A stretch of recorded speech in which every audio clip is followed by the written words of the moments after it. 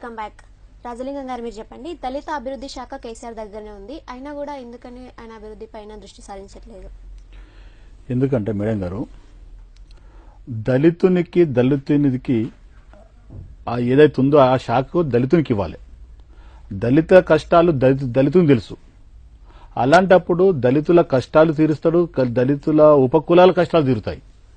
ఈ శాఖలు మరి ఎవరి శాఖలు వాళ్ళకి ఇచ్చేసి, మరి దళితులకు శాఖలున్నా ఇంకే శాఖలున్నా ఎవరి శాఖలు వాళ్ళకి ఇచ్చేసి వాళ్ళ పనితనం చూసి మరి కేసీఆర్ గారు ఆ విధంగా చేస్తే బాగుంటుందని ఆలోచన. రెండోది అంటే మా సంచార జాతులు అంటున్నారు, చాలా మంది అన్నారు, మా కొంతమంది సంచార జాతులు మీరేనాయి. మేడం, సంచార జాతులు ఎందుకైనాయి? మాకు చేసుకోవడానికి వ్యవసాయ భూమి లేదు, ఉండడానికి ఇల్లు లేదు. ఆనాటి దొరల నుంచి ఇప్పటిదాకా కూడా సంచార చేస్తామంటే మాకు వాళ్ళు ఇస్తే, ప్రభుత్వం కానీ ఇంకెవరైనా కానీ వాళ్ళు ఇవ్వాలి, మాకు మీరు చేసుకోండి 3 ఎకరాల భూమి. ఇప్పుడు ప్రభుత్వం ఏమంటుంది, ఎస్సీలకు మేము 3 ఎకరాల వ్యవసాయ భూమి ఇస్తా అంటుంది. చాలా సంతోషం తెలంగాణ ప్రభుత్వానికి. మేము అనేది ఒకటే, తెలంగాణలో మొట్టమొదటిగా ఎస్సీ ఉపకులాలతో స్టార్ట్ చేయండి. మీరు నిజమైన ప్రభుత్వం, నిజమైన ఈ యొక్క ఎస్సీ ఉపకులాలు చాలా న్యాయం చేస్తుందని చెప్పి నమ్ముతాం. కానీ ఎస్సీ ఉపకులాలు చేయకుండా వాళ్ళ దాంట్లో కూడా వాళ్ళ మనసులకే ఎవరైతే ఉన్నారో వాళ్ళ ప్రభుత్వ మినిస్టర్ల మనసులో, ఎమ్మెల్యే మనసులో వాళ్ళని తీసుకుంటున్నారు. వాళ్ళు కూడా ఎస్సీ ఉపకులాలు తీసుకుంటలేరు, వాళ్ళ 2 కులాలు తీసుకుంటున్నారు. అట్లా కాకుండా మేము అనేది ఒకటే, మీరు చేస్తున్న ప్రభుత్వం, మీ ప్రభుత్వం ద్వారా ఎస్సీ ఉపకులాలు ఉన్నాయి, ఆ కులంతో స్టార్ట్ చేస్తే ఉన్న కులాలు కూడా చాలా సంతోషపడతాయి.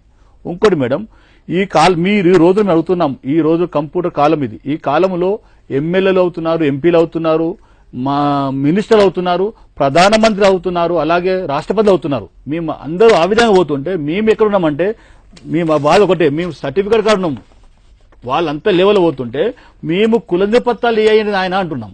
నిజంగా ఈ యొక్క తెలంగాణ కానీ ఆంధ్ర రాష్ట్రంలో కానీ ఎంత బాధాకరం అంటే, నిజంగా మాకు ఈ యొక్క కాలంలో నిజంగా మేము ఉన్నామా జనలము ప్రజలు, మేము ప్రజలమేనా ఆలోచిస్తున్నాం. ఎందుకంటే అందరూ ఆ విధంగా పోతుంటే మేము మా బతుకు ఇంకా సర్టిఫికేట్ అయ్యా ఇవ్వండి, నాయన ఇవ్వండి అని చెప్తూ ఉన్నాము. ఎంఆర్ఓ ఇవ్వలేదు, ఆర్డీఓ ఇవ్వడం లేదు. అట్లా కాకుండా మేము ఒకటే కోరుతున్నాము, మాకు కావాల్సిన మాకు ఇవ్వండి. ముఖ్యమంత్రి గారు ఉన్నారు, ముఖ్యమంత్రి ఒకటే అడుగుతున్నాము, మీరు ఎప్పుడైతే మీరు దళితులు న్యాయం చేస్తా ఉంటున్నారో చాలా సంతోషం సార్ మీరు చేసేది. కానీ ఉపకులతో స్టార్ట్ చేస్తే నిజంగా న్యాయం నిజంగా చెప్తారు, చేయడానికి చేస్తున్నారని అనుకుంటున్నామని తెలియజేస్తున్నాం. మనతో మాట్లాడడానికి ఇంకో కాలర్ ఫోన్ లైన్ లో ఉన్నారు. హలో హలో హలో, జై తెలంగాణ, ఎవరు మాట్లాడుతున్నారు? అమ్మా జై తెలంగాణ అమ్మా, నా పేరు నమస్తే శ్రీరామ్, నా పేరు మా నల్గొండ. శ్రీరామ్ గారు చెప్పండి. ఇప్పుడు అక్కడ అందరు ఉన్నారు, వాళ్ళ నాకు పేరు తెలియదు. అందరికి నమస్తే. నమస్కారం అన్న. నమస్తే నమస్తే. ఒకటి ఏంటంటే, మనకు అవకాశము ఉన్నదే లేదని మనం ఎప్పుడు అనుకోవద్దు. ఇప్పుడు మన తెలంగాణను పరిపాలించేది 2 కులాలు, మీ అందరికీ అర్థమై ఉండొచ్చు నేను చెప్పింది. అన్న వినబడుతుంది? 2 కులాలు. యాక్చువల్ గా చూస్తే ఎస్సీలు గాని బీసీలు గాని, ఎస్సీలు అంటే రిజర్వేషన్లు ఉన్నాయి కాబట్టి జిల్లాకు 1-2 ఎమ్మెల్యేలు అవుతున్నారు. ఇక మన బీసీలకైతే రిజర్వేషన్ లేదు, ఇక మిగతా ఉపకులాలకైతే ఆయనతో ఇంకా అనగబడిపోతున్నారు. మనకు ప్రధానమైన అస్త్రము ఎప్పుడైతే ఎలక్షన్స్ వస్తాయో మనం ఎడ్యుకేట్ అయ్యి ఏదైతే మన బీసీలకు గాని ఎస్సీలకు గాని ఉపకులాలు ఇంకా సంచార కులాలు ఏ కులానికి ఇచ్చినా గాని ఆ కులం అంతా ఒకటై మన కులానికి ఎవరికైతే టికెట్ దొరుకుతుంది, అందరం కలిసి మనం వానికి ఓటేస్తే వాడు గెలిపిస్తే వాడు అసెంబ్లీలో కూర్చుంటే మన బాధల గురించి మాట్లాడతాడు. కానీ మనం ఎంతసేపు ఈయన టీవీలో ముంగట కూర్చొని మాట్లాడితే మనకి ఏమొస్తుందన్నా? ఇప్పుడు ఏమున్నా గానీ ఏం చూస్తారన్నా, ఎవరు ఇప్పుడు అసెంబ్లీ ఎలక్షన్స్ వచ్చిరనుకో, డబ్బు కొనుక్కున్నాయి, ఎన్ని కోట్లు ఉన్నాయి, 10 కోట్లు ఖర్చు పెడతావా, 200 కోట్లు ఖర్చు పెడతావా అని చెప్పేసి చూస్తున్నారు తప్ప ఏ పార్టీ అని కాదు. వాస్తవం అన్నది. శ్రీరామ్ గారు, ప్రజల చైతన్యం ఎట్లా తీసుకురావాలంటారు? ఒక రైట్ కాల్ డిస్కనెక్ట్ అయిపోయింది. శివశంకర్ గారు మీరు చెప్పండి. ఇప్పుడు అన్ని కులాలు ఏకతాటిపైగా వచ్చి వాళ్ళని గెలిపించి అసెంబ్లీకి పంపించి అప్పుడు మీ అభిప్రాయాలు తెలపాలని అంటే ప్రజల్లో ఈ చైతన్యం మొత్తం ఎట్లా తీసుకురావాలని? Correct madam. అసలు యాక్చువల్లీ ఇప్పుడు ఇస్తే కదా మేడం, మాకు ఒకవేళ ఎమ్మెల్యే సీటు లేకపోతే ఎంపీ సీటు అలాంటిది ఇస్తే ఆటోమేటిక్లీ, ఎందుకంటే ఆ సీటు వరకు రాని వెళ్ళరు కదా. ఇంతవరకు ఈ అసెంబ్లీ దాంట్లో కానీ ఎక్కడన్నా కూడా ఫలానా కులానికి ఇచ్చినామని ఎక్కడన్నా దాఖలాలు చూపించమనండి, ఏ పార్టీ లేదు అక్కడ. ఈవెన్ ఏ పార్టీ ఫలానా ఉపకులానికి పలానా ఈ కులానికి ఇచ్చిందని ఎక్కడ లేదు. బ్రదర్ అన్నది కరెక్టే. ఇప్పుడు మేము ఆవేదన వ్యక్తం ఎందుకు చేస్తున్నాము, పలానా కులానికి మేము ఇచ్చామని చెప్పండి, అప్పుడు మేము ఏకదాటిగా చలో బై ఇక్కడ మీకు ఇచ్చామని ఏ ప్రభుత్వం ఏ పార్టీ అయినా చెప్పొచ్చు కదా. ఇంకోటి మేడం, ఫస్ట్ థింగ్ ఇక్కడ ఏముందంటే తెలంగాణ ఉద్యమంలో ముఖ్యంగా మా దళితులే కళాకారులాగా ముందలకొచ్చి కళాకారులమే మేము ఏదైతే మా జబడికలు వేసుకొని తర్వాత అన్న చెప్పినట్టు బుడగజంగాలు వాళ్ళు పట్టుకొని తర్వాత చిందు ఎచ్చగానము ఇలా మా దళితులే ఎక్కువగా ఈ తెలంగాణ ఉద్యమాన్ని ఈ తెలంగాణ తీసుకురావడానికి ముఖ్య కారణం మాదే. అందుకే మేము ఒకటే అంటున్నాం, రాజ్యాధికారం కూడా ఉపకులాలు ఎట్లయితే తెలంగాణలో ఉన్నామో, తెలంగాణలో మేము ఎంతైతే యుద్ధమాలు చేసి మేము తెలంగాణ గురించి పాటుపడ్డామో అదే విధంగా రాజ్యాధికారం కూడా మాకు ఇవ్వండి. ఇప్పుడు తమ్ముడు అన్నట్టు కరెక్టే, ఎందుకంటే మాకు ఇక్కడ వరకు కూడా టిఎన్ఎన్ దాంట్లో మాకు ఉపకులాలను పిలిపించారంటే గ్రేటే. బ్రదర్ గా అడగండి, ఎక్కడన్నా ఏ ఛానల్లో కానీ ఎక్కడన్నా కానీ మమ్మల్ని పిలిపించేసే దాఖలాలు లేవు. మీరు ఇక్కడ వరకు పిలిపించారు, మేము ఇక్కడ మా ఆవేదన వ్యక్తం చేస్తున్నాం. ఎందుకంటే ఇప్పుడు రాజాధికారం ఒక వర్గానికి ఇస్తారు మేడం, ఏ వర్గానికి? ఆర్థిక వర్గానికే ఇస్తారు. ఇప్పుడు పలానా ఉన్నారు, పలానా మనిషి ముందు ఎమ్మెల్యే అయ్యండు లేకపోతే మినిస్టర్ అయ్యండు, వాళ్ళ వర్గానికే ఇస్తున్నారు.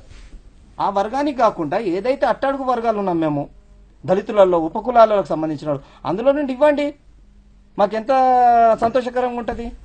ఆ విధంగా మేము అంటున్నాం మేడం. గోపాల్ గారు మీరు చెప్పండి.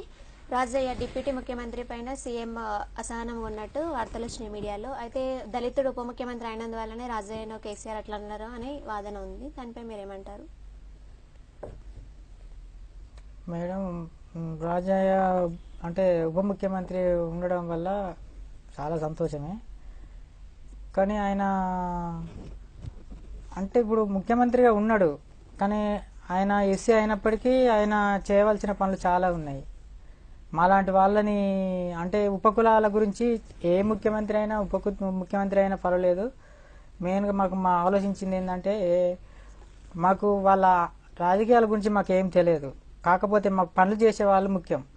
ఈ తెలంగాణ వచ్చింది, తెలంగాణ మాకు చేస్తుంది అనేది మాకు చేసి చూపించాలి. కానీ మాకు ఏ పార్టీ అయినా అన్ని పార్టీలు సమానమే, కాకపోతే తెలంగాణ రావడం కూడా చాలా సంతోషమే. కానీ ఈ తెలంగాణ వచ్చిన సంతోషం ఉంది, కానీ మా జీవితాలు మారుతానే సంతోషం మాకు కావాలి.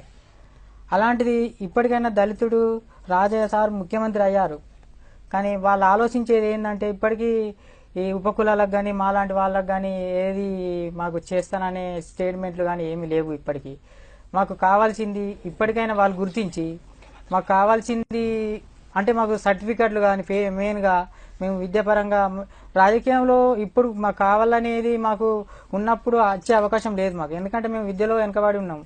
ఉన్న వాళ్ళకు కూడా వచ్చే అవకాశం లేదు, ఆర్థికంగా లేము. ఈ రెండు కూడా మాకు బాగా వెనకబడి ఉన్నాం కాబట్టి మాకు సర్టిఫికెట్ మెయిన్ ఇంపార్టెంట్. ఇప్పుడు సర్టిఫికెట్ ఇంతకుముందు ఎంఆర్ఓ ఇచ్చేది, ఇప్పుడు అది తీసేసి మళ్ళీ తెలంగాణ రావడం వల్ల మార్చేసి ఆర్డీఓ ఇవ్వాలనేది మాకు పెట్టేసిర్రు. ఆర్డీఓ కాకుండా మాకు ఎంఆర్ఓ ద్వారానే ఆ సర్టిఫికెట్లు ఇచ్చే విధంగా సహాయం చేసినట్టయితే మా పిల్లల్ని ఎడ్యుకేషన్ పరంగా డెవలప్ చేసుకోవచ్చు. మాకు గవర్నమెంట్ ఇప్పుడు 3 ఎకరాల భూమి కేసీఆర్ గారు ఇస్తా అన్నారు, ఆ విధంగా ఆ భూమి ఇచ్చినట్టయితే సంచార జాతులని పూర్తిగా మేము ఒక స్థిర నివాసులుగా చేసి మా యొక్క అంటే ఆర్థికంగా కానీ విద్యాపరంగా కానీ రాజకీయ పరంగా కానీ డెవలప్ అయ్యే అవకాశాలు ఉంటాయి. Okay right. పశుపతి గారు మీరు చెప్పండి. తెలంగాణ వస్తే దళితుడిని సీఎం చేస్తానని కేసీఆర్ హామీ ఇచ్చారు, కానీ ఆయన నిలబెట్టుకోలేదు, దానిపై మీరేమంటారు?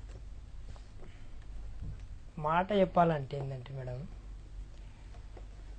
ధనం ఎక్కితే మదం ఎక్కును, మదం ఎక్కితే మత్సరంబు మరి ఎక్కును, ధనం ఒడిగితే మదం ఒడుగును, మదం ఒడిగితే మత్సరము అణిగిపోతుంది. అట్లాగా ఇది రాజకీయంలో అలవాటు మేడం. ఇస్తాను ఆశ చూపించి మర్చిపోవడం, ఇది రాజకీయ వృత్తి, అది రాజకీయ మాటలు అవి. ఇకపోవడానికి వాస్తవానికి నేను కూడా ఆశపడ్డాను, ఒక దళితునికి ముఖ్యమంత్రి పదవి వస్తుందంటే అయ్యా ఆ దళితుని కింద ఉన్న మేము ప్రతి వారం బాగుపడతామని ఆశ పెట్టుకున్నాం, కానీ అది దాటేసిపోయారు. ఎందుకంటే ఆనాటి చరిత్రను మళ్ళీ పునరావృతం చేశారు. ఏంటి, నైజాం పాలనలో ఆ అవతరి పాలనలో జరిగిన విషయాలన్నీ మళ్ళీ పునరావృతం చేశారు. ఎందుకంటే ఇది మంచి పద్ధతి కాకపోవచ్చు, కానీ ఎవరైనా ఇవ్వరు మేడం అంత త్వరగా. అయ్యా నేను ఇస్తా అని చెప్పేసి ఎవరైనా ఊహించవచ్చు. తన కుటుంబాన్ని ఇంకొనికి పంపిస్తాడా? తన కుటుంబంలో ఇంకొని యజమానిగా పెడతాడా? బయటవాడిని ఎవరిని పెట్టాడు. కాకపోతే ఉన్నదేదో బాగున్నది. కానీ ఇంకో మాట, ఇంతమంది ఒక మాట అడిగారు మేడం, రాజ్యం అని ఒక మాట అనడం కూడా అది ఎలా అంటే తను నీతో పాటు నీ తర్వాత తను అలాంటి వాడిని పట్టుకొని ఎట్లాగూ మాటలు అనొచ్చుగా. అంటే ఒక ముఖ్యమంత్రి హోదాలో ఉన్నావు, మంచిది పద్ధతి అది. మీ అందరం మీకు బానిస అంటే అంత బానిస కాదుగా, రాజకీయ బానిస అయితే కాదుగా. మనిషి ఒక అధికారం నీకు ఇచ్చాం, మేమంతా పట్టాము కడితేనను అధికారమేనవు. అంతే మాత్రాన నీ సాటి వాడిని నువ్వు హీనపరచడం అంటే ఇవాళ మా జీవితాలను బాగుపరుస్తావని మేము నమ్మొచ్చునా? అది మమ్మల్ని అవమానించినట్టు. మా జీవితాలకు అది ఒక మరక. నువ్వు ఎందుకంటే దళితుడే కదా అంటే పడేవాడు అనేవో చూసుకుంటావు. కానీ ఒక విషయం ఏంటంటే దళితులలో ఇప్పటిదాకా పడుకొని ఉన్న సింహాల్లా ఉన్నాయి. ఇవాళ ఏ మీడియా ఛానల్ ఇవ్వని ప్రత్యేకమైన గుర్తింపు TNN ఛానల్ ప్రత్యేకమైన గుర్తింపునిచ్చి మాట్లాడడానికి ఒక అధికారాన్ని ఇచ్చింది. ఎందుకు? తనకు ఒక దృక్పథం వచ్చింది. ఉపకులాలు ఉన్నాయి, ఉపకులాల కోసం ఒక మాట అడుగుదామని చెప్పేసి అడిగారు. అలాంటి దృక్పథం ఒక ప్రభుత్వానికి వచ్చుంటే సమస్యలు తలెత్తవు. అలాగా ఉపకులాలకు కావలసిన యొక్క ఏంటి వాళ్ళకి అవసరంగా ఉన్నాయి చాలా ఉన్నాయి మేడం. ఇలాంటికి చెప్పాలంటే ఇది ఒక్కటి మాకు అవసరం ఉన్నది అంటే చెప్పలేం కదా. ఒక మాట మాట్లాడుతాను రాజకీయంగా. ఇంతకుముందుకు నల్గొండ నుంచి సహోదరుడు మాట్లాడాడు, అయ్యా నేను ఎక్కడో మాట్లాడుతున్నాను, నువ్వు ఎమ్మెల్సీ ఎమ్మెల్యే ఎంపీ పదవి ఇప్పటిదాకా సీట్లు ఇచ్చి అయిపోయింది. రేపు మిగిలింది ఏంటంటే ఏఎంసీ చైర్మన్ పోస్టులు ఉన్నాయి. ఇచ్చి చూడు ఏఎంసీ చైర్మన్ పోస్ట్ నేను అడుగుతున్నా, ఇవ్వగలవా? ఏ ఒక ఉపకులానికి నువ్వు ఇవ్వగలవా? ఇచ్చి నేను నిజంగా నేను ఇస్తున్నానని చెప్పేసి ఇచ్చి మాట నిలబెట్టుకొని ఆ విధంగా ఉపకులాలను డెవలప్ చేయి. ఒకటే మాట చెప్తున్నాను, ఏ దేవుడైనా ఏ ధర్మదేవుడైనా దేవుడు ఏంటంటే బీదవాడిని దానికి సమాన స్థితిలో చూస్తాడంటాం. ఒకవేళ నువ్వే చూస్తే ఆ దేవుడు కనబడకున్నా కానీ నువ్వే దేవుడు అనుకుంటాం. మేము చేసి చూపించే విధంగా అది మేము అడుగుతున్నాం. Okay right. రాజలింగం గారు చివరిగా చెప్పండి, ఎస్సీ ఉపకులాల సాధికారత స్వశక్తీకరణ ఎలా సాధించాలంటారు? మేడం గారు, స్వయం శక్తి ఎప్పుడైతే కులానికి వస్తుందో అప్పుడు ఈ కులాలు బాగుపడతాయి. బాబాసాహెబ్ అంబేద్కర్ ఒక మాట అన్నారు, రాజకీయం మాస్టర్ కీ అన్నారు.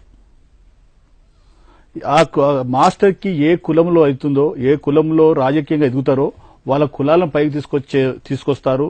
వాళ్ళ కులాల వెనుబడి వారే వస్తాయి. కానీ ఎప్పుడైతే మేము వెనుకబడుతున్నామంటే రాజకీయంగా లేనివందువలనే మేము వెనుకబడి పోతున్నాం. ఆ యొక్క రాజకీయ ఇప్పుడు అన్ని కులాలు, చాలా మంది కులాలు ఉన్నాయి. ఎందుకున్నారు? వాళ్ళు చదువు ఉంది, ఫస్ట్ రాజకీయంగా ఉంది, చదువు ఉంది, తర్వాత ధనం ఉంది, తర్వాత చేసుకుని అన్ని రకాలు ఉన్నాయి. మాకు రాజకీయం లేదు, మాకు మీ స్వయం శక్తి ఎలా మేము బాగుపడతాము? వాళ్ళు ఎదుటి వాళ్ళు పెద్దవాళ్ళు ఉన్నారు, వాళ్ళేమో మాకిస్తే మేము చేసుకొని బాగుపడతాం.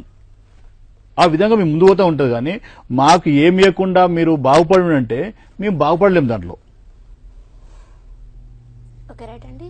సెంటర్ స్టేజ్ క్వశ్చన్కు ధన్యవాదాలు. నమస్కారం. దళితుల్ని కింద పెట్టి ప్రపంచంలో కింద ఉందామా, లేకపోతే దళితులను కలుపుకొని పోయి ప్రపంచంలో ముందడుగు వేద్దామా? ప్రభుత్వాలు తెలుసుకోవాలి. ఇది ఆల్రెడీ సెంటర్ స్టేజ్. మళ్ళీ కలుద్దాం. చూస్తూనే ఉండండి TNN.